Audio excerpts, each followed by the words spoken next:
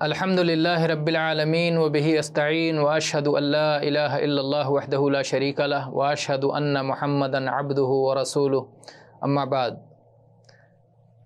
معزز طلباء اور گرامی قدر مشاہدین، فقہ صلاۃ تعلیمی کورس میں آج انشاءاللہ تعالی ہم ان اعمال سے متعلق گفتگو کریں گے جنہیں صلاۃ کے اندر کرنا جائز ہے۔ صلاۃ ادا کرتے ہوئے کون سے اعمال کرنا جائز اور مباح ہیں، ان پر گفتگو ہوگی۔ اس میں سے ایک چیز ہے بوقت ضرورت چلنا۔ اگر صلاۃ ادا کرتے ہوئے چلنے کی ضرورت ہو تو انسان کچھ قدم چل سکتا ہے۔ اس سلسلے میں عائشہ رضی اللہ عنہ کی حدیث ہے، فرماتی ہیں کان رسول اللہ صلی اللہ علیہ وسلم یصلی فی البیت والباب علیہ مغلق فجئت فاستفتحت فمشى ففتح لی ثم رجع الى مصلاه ووصفت ان الباب فی القبلہ۔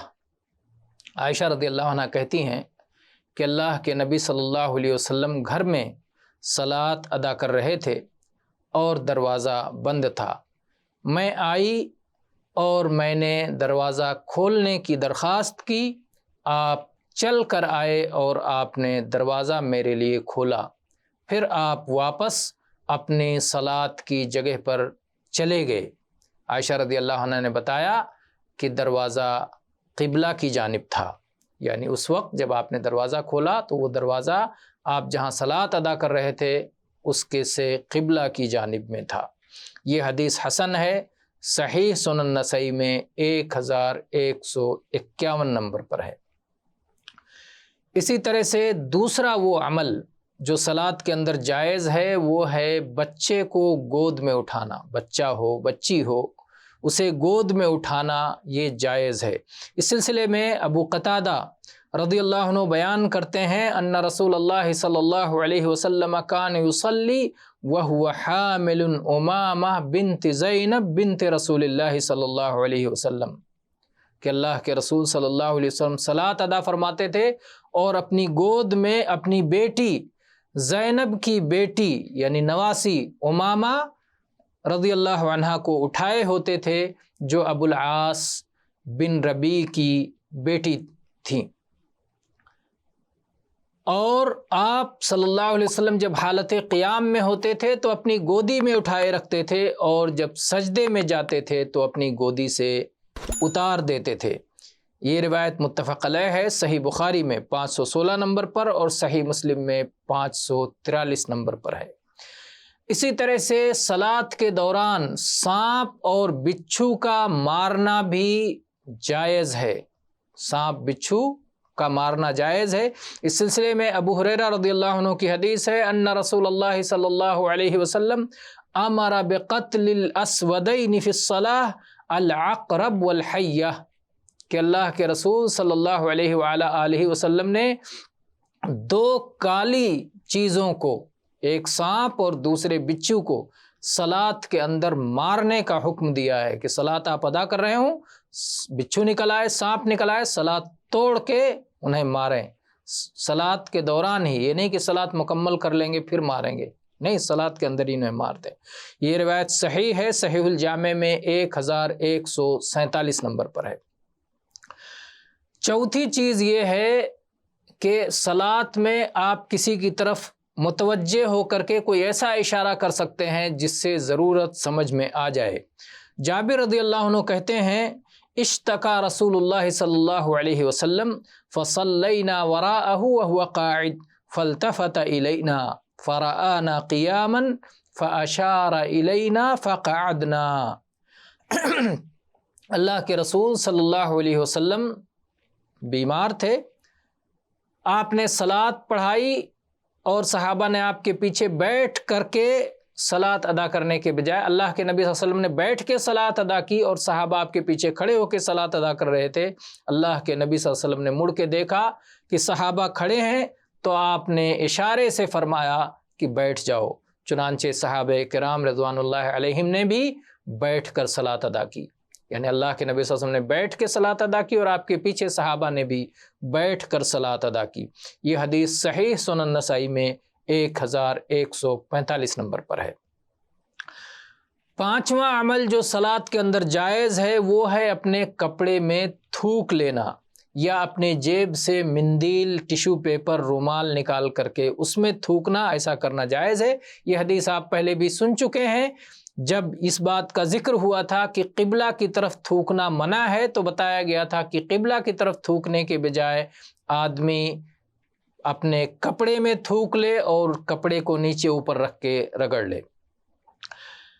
چھٹا عمل جو آپ صلاۃ کے اندر کر سکتے ہیں، جائز ہے، وہ ہے سلام کرنے والے کا جواب دینا، اشارے سے سلام کرنے والے کو جواب دینا۔ اس سلسلے میں عبداللہ ابن عمر رضی اللہ عنہما کی حدیث ہے کہ اللہ کے رسول صلی اللہ علیہ وسلم مقام قباء کی طرف نکلے اور آپ وہاں صلاۃ پڑھ رہے تھے۔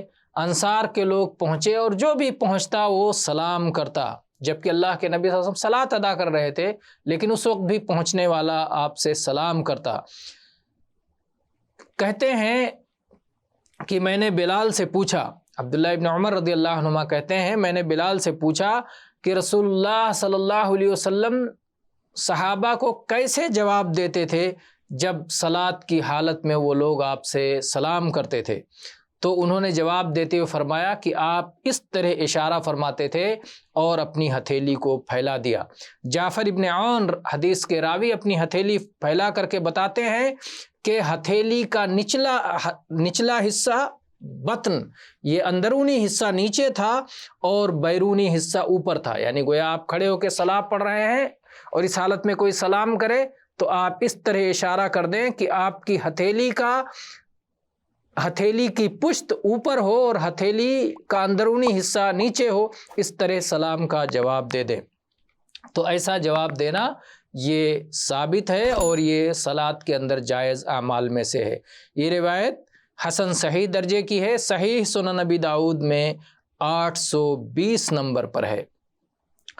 اور ساتواں عمل جو صلاۃ کے اندر جائز ہے وہ ہے امام کے بھول جانے پر یا کوئی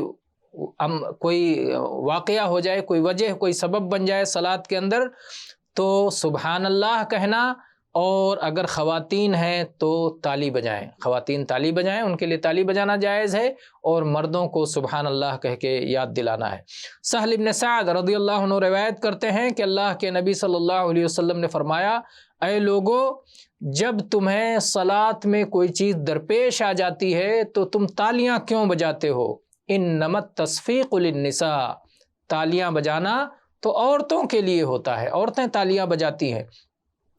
من نابہ شیء فی صلاتہ فلیقل سبحان اللہ فإنہ لا یسمعہ احد حین یقول سبحان اللہ الا التفت، کہ جسے صلاۃ کے دوران کوئی چیز پیش آ جائے، اسے کسی کو بتلانا ہو تو صلاۃ کے اندر سبحان اللہ کہے۔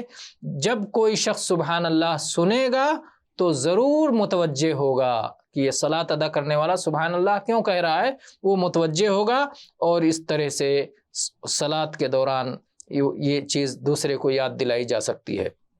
یہ متفق علیہ حدیث ہے، صحیح بخاری میں 1234 نمبر پر، صحیح مسلم میں 421 نمبر پر، اور سنن نبی داؤد وغیرہ میں بھی یہ حدیث موجود ہے۔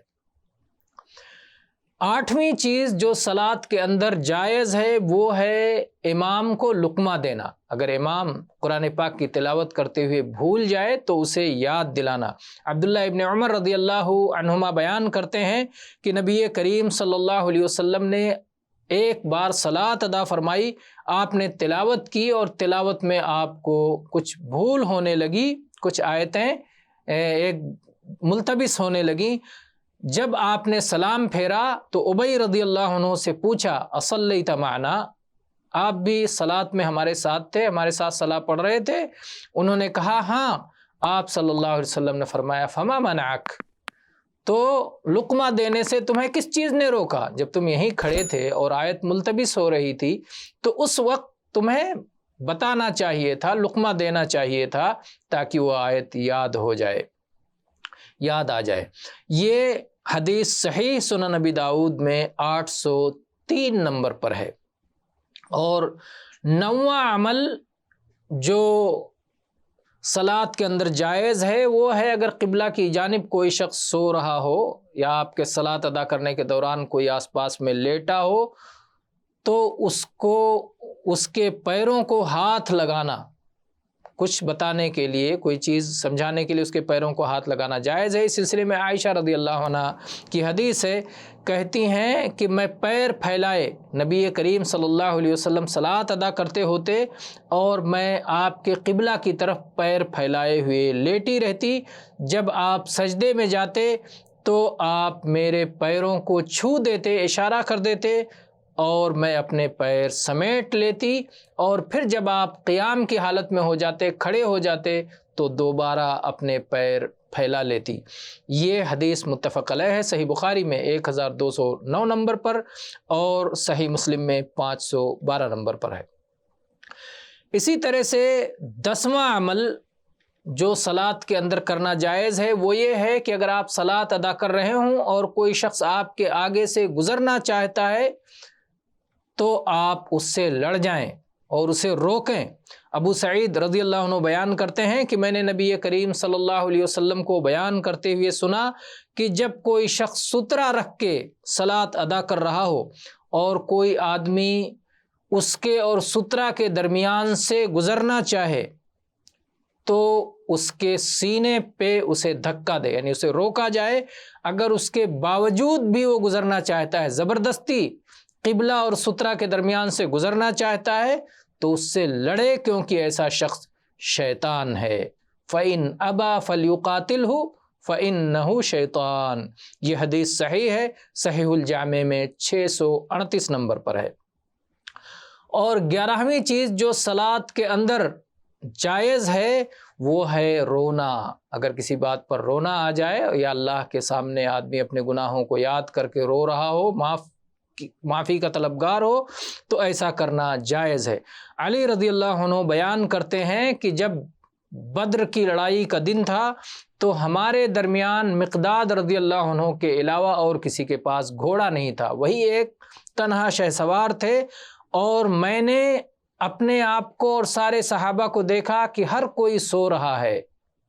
بدر کی لڑائی کے موقع پہ ہر کوئی سو رہا ہے سوائے رسول اکرم صلی اللہ علیہ وآلہ وسلم کے، کہ آپ ایک درخت کے نیچے کھڑے ہو کر کے صلاۃ ادا کر رہے ہیں اور رو رہے ہیں، اللہ کی جناب میں رو رہے ہیں، یہاں تک کہ صبح ہو گئی، یعنی رات بھر آپ روتے رہے، صلاۃ ادا کرتے رہے۔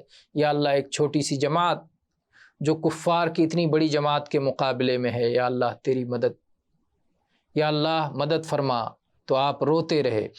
تو صلاۃ کے اندر رونا جائز اعمال میں سے ہے۔ یہ حدیث کی سند صحیح ہے، ابن خزیمہ میں 899 نمبر پر یہ حدیث موجود ہے۔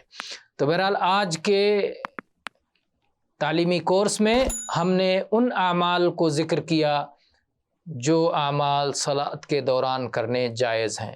واللہ تعالی عالم، والحمد للہ رب العالمین، وصلی اللہ علی نبینا وسلم۔